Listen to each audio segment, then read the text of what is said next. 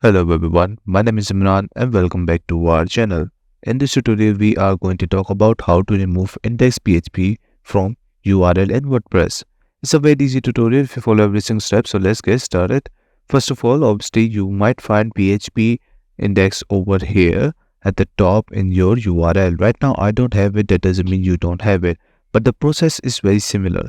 What you're going to do, go back to your dashboard of WordPress and on the left side find settings, and under settings you will find permalinks.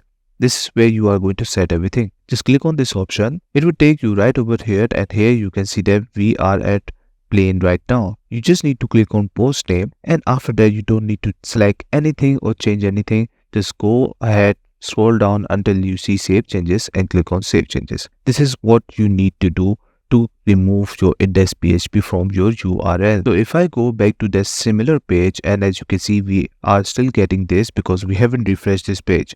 So if I refresh this page right now, you will see that it will be gone and we are at contact page right now. And this is how you can do it. I hope you like this video. Please subscribe. Bye bye and take care.